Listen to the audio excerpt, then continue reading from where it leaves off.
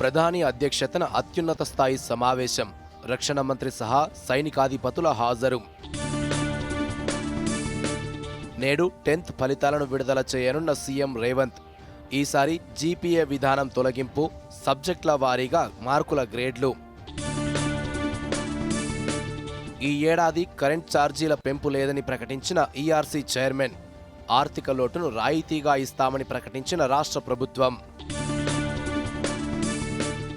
నేటితో సీఎస్ శాంతికుమారి పదవీకాలం ముగింపు.